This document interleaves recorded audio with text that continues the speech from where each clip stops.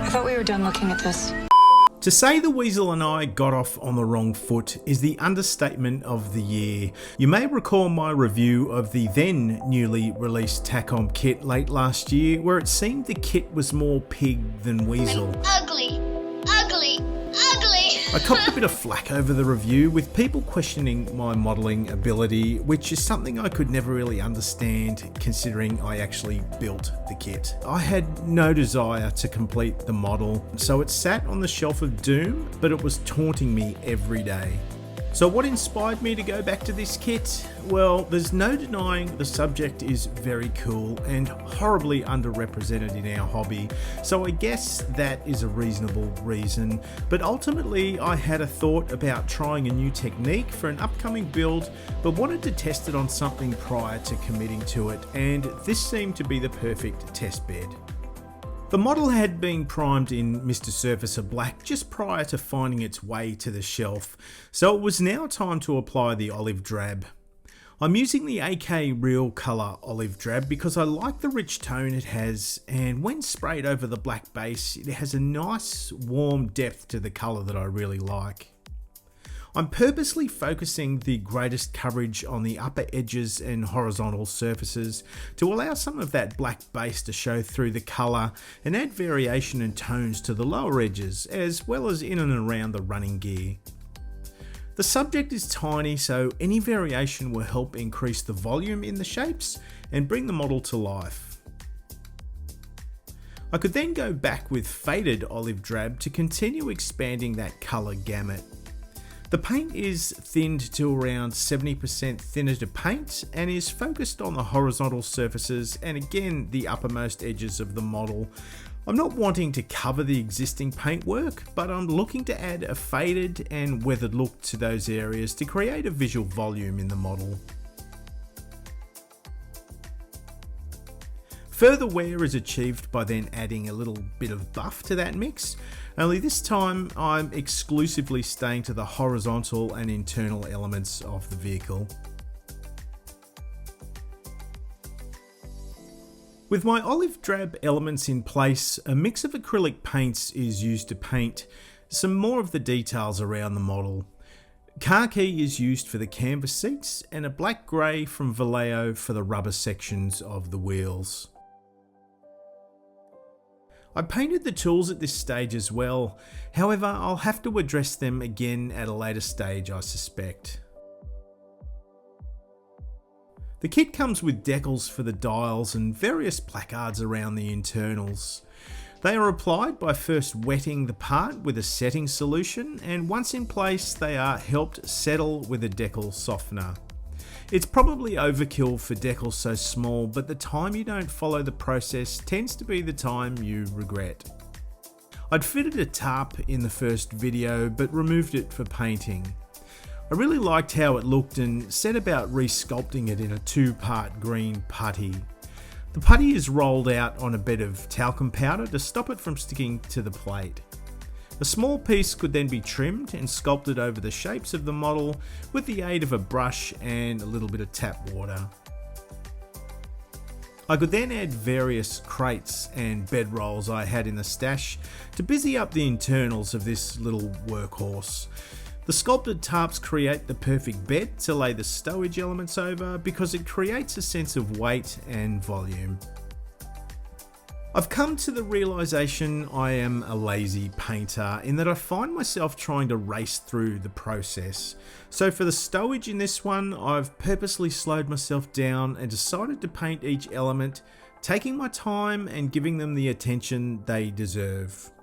Small amounts of my foundation colours were applied to a wet palette, and I set about brush painting the bits and pieces. For each of the colours I have a dark, a mid and a light tone ready to go. I first apply the darkest colour over the whole piece and gradually move through the tones to the lightest mix in that colour. The surface area for each coat reduces as the colours are getting lighter. The effect is finished off by carefully painting the straps in a light flesh colour to add contrast and definition to that sculpt. The colours are fictional and purely chosen to add some interest in the back of the vehicle. Some light chipping is applied to the jerry can using a sponging technique. The pieces were looking good, but there was one last thing I wanted to try. To further enhance the timber box, a small amount of brown oil paint is applied and carefully feathered out using a deconstructed flat brush with a touch of white spirit. By moving that brush across the sides of the shape, the bristles in the brush are creating a wood grain-like pattern.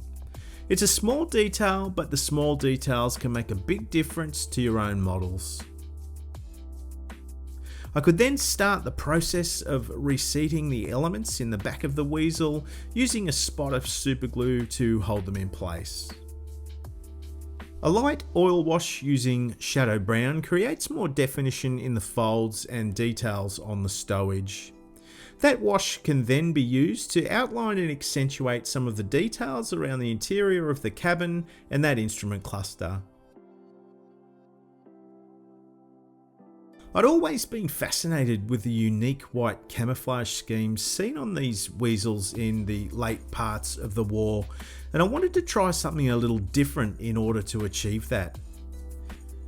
Liquid mask is a latex liquid that dries fast and is great for masking things like canopies and other bits and pieces, but I wondered what it would be like to use it for my masking agent for this camouflage pattern I was planning.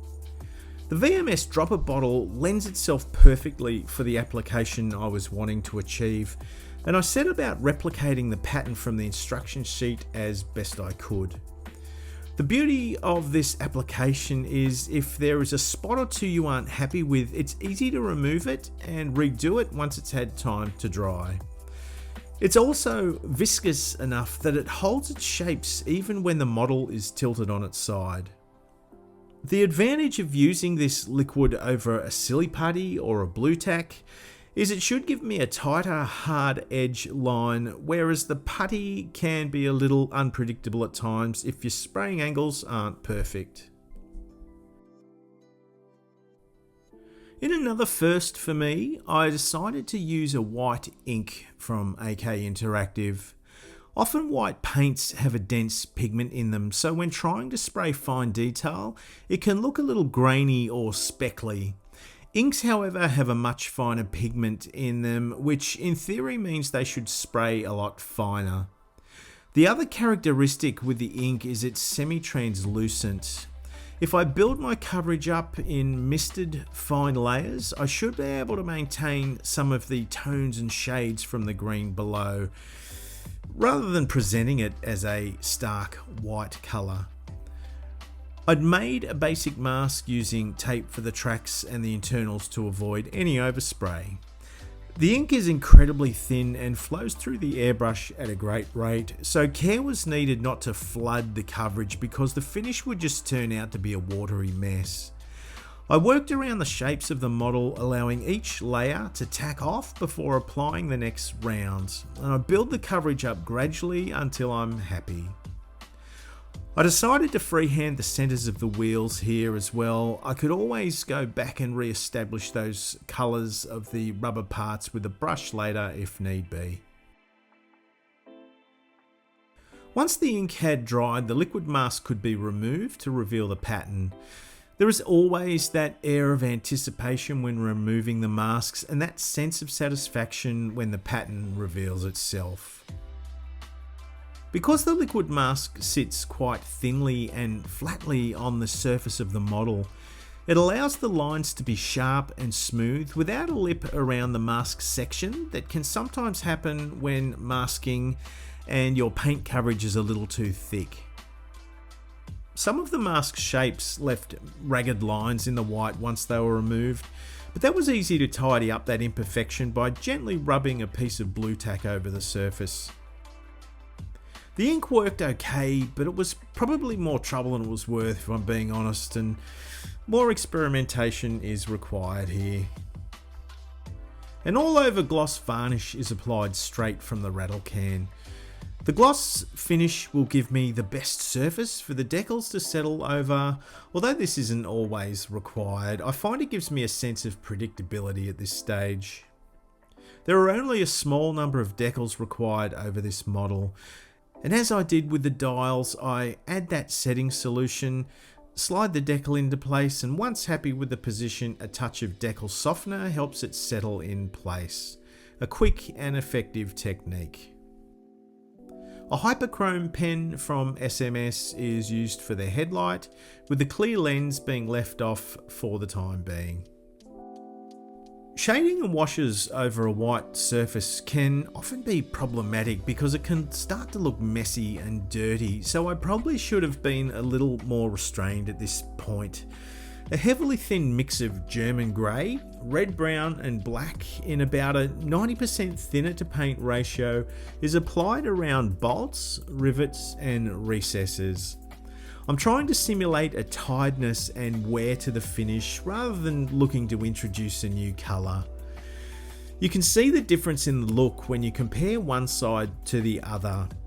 It's one of my favourite techniques to use to introduce that non-specific depth to your model. I'd sprayed over the tools in the previous step as well, so they were repainted using a mix of acrylics. Only this time I had a bit of fun with the application and tried to paint the handles so it looks as though the whitewash had been applied over them and chipped away over time. An enamel streaking grime from Ammo is then thinned with a white spirit and used as a wash to help elevate the details around the model. The wash should work in unison with the shading I'd applied to create that heavy, weathered look to the surfaces around the model. It's inevitable a wash won't be perfect, but it is easy to touch it up once it has touch dried, and you can do that by using a brush moistened with white spirit, or you could use a soft makeup sponge. That is a handy tool to refine that effect. One last attempt to add some character to this little guy. Tiny dots of flesh shadow and shadow brown oil paint are applied using the tip of a toothpick. I'm applying the dots where there might be some type of runoff, if it was to rain for instance. The tie downs around the side make for a perfect element that might rust and degrade over time, so those rusty tones are focused around those details. That deconstructed flat brush is again put into use, and I'm sure there's a better word for that brush, but I can use that to drag the paint in a downward motion and feather that paint to create realistic looking streaking. I have the slightest hint of white spirit on that brush to help me move the paint, but the technique requires a delicate touch to achieve that shape and the look. Great thing about the oil paints is if you aren't happy with how it looks, you can remove it with white spirit and a Q-tip and start again. It was now time to get dirty, so I start with clumps of mud using the AK Terrains paste and an old brush. A dollop of the paste is attached to the model and feathered and distributed with water and a soft brush. I'm conscious to not overdo this given it's such a small vehicle, but the textures and tones will add some interest over the surfaces and will help break up those white shapes. I'm also able to distribute and feather the edges of that mud using a wet sponge. The paste is also included around the track sections, but in a small way to simulate that mud buildup that might have been in those positions. I'm planning on adding snow, so I need to ensure I leave room for that element. I'd been planning on using the Vallejo snow paste, but the modelling gods had other ideas. What have we done to make God angry? I love these textured acrylic products, but they do have a tendency to dry out once they've been opened. I heard storing them upside down helps prolong their life, although I've never seemed to do it myself. Let me know in the comments below if you've had any experience or luck using that technique. I had AK snow sprinkles, so I figured I'd press on with the snow application using that product. The paste is water-based as it's an acrylic, so a wet brush is used to apply it through the recesses on the tracks. I'm trying to follow this reference picture you see on the screen in terms of the way that the snow is distributed over those tracks. The look it gave me was quite realistic, but I found a lot of that whiteness in the product dissolved once it had dried, so a second round was applied, only this time I added about a 50-50 mix of baking soda to those AK snow sprinkles. The baking soda looks a lot like snow and could help that product by giving it some body and a little more whiteness in that mix. The application was applied in a similar way that I'd done the first round, but I tried to add a little bit of variation along the way. It was now time to remove the masks from the windscreen and fit the wiper blades. The wiper blades come as fine photo etch parts. I blacken them by dipping them in a blackening fluid and then fixing them in place with a touch of super glue. I'd made myself some masks to replicate how the wipers might move across that screen and fit them in place. I've made the cut file available for my killer kangaroos over on the Patreon page. And whilst on Patreon, a big shout out to my latest killer kangaroo, Jamie Stokes. Thank you to Jamie and all of my kangaroos for their support, as it helps me not only grow this channel, but improve the content as I go. And of course, thank you to my wombat warriors as well. The support is appreciated and I couldn't do this without you guys. I could then lightly spray the windscreen with a heavily thinned buff. Once the masks are removed, you can see the effect the mask and the paint has had and helps present that windscreen in a more weathered way. A light round of mud splashes using the speckling technique with dark brown enamel paint to tie some of those effects together, and then finally a hit of thinned black Tamiya around the exhaust to simulate the staining around that part, and I think that's a good place to wrap this episode. It's a real shame this kit is such a bastard to build, because the Weasel is one of those long neglected subjects in the hobby, and the kit really should have been a must-have in every armour modeller's stash. I feel this release was a missed opportunity by TAKOM because all of the ingredients were there to manufacture something really amazing, but it struck out with fiddly, over-engineered parts that made the whole build process quite unbearable. If you squint your eyes, tilt your head to one side and look at it from around a metre back, you'd never know the pain I endured. Whilst I'll never forget, I am prepared to forgive. I'm glad I did, because the journey from the primed model to the weathered and worn Weasel was a ton of fun. This is an iconic little workhorse that played an important role in the Allied war effort. It saw action in many theatres and played many roles, which gives this model the potential to be a great addition to a vignette or a diorama you might be planning. Let me know in the comments below if you have built this kit or if you were even planning on building the kit. I'd love to stand corrected in my assessment of this build. Maybe I was having an off day. If you like what I'm doing here on the channel, the simplest act of hitting the like button and subscribing helps me out a lot. And of course, you could always connect with us over on the Patreon page. Or for those of you wanting to send a one-off thanks, you could always consider buying me a coffee. I have a small vignette planned for this Weasel, but I'm waiting on some parts to arrive, so I'm not sure if that will be my next video or not.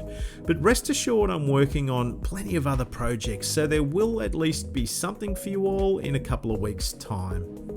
Remember guys, this is the greatest hobby in the world. Share it with your family, share it with your friends, and let's be proud of what we do. Until next time, I'll see you soon. The Weasel prevails. It's so ugly.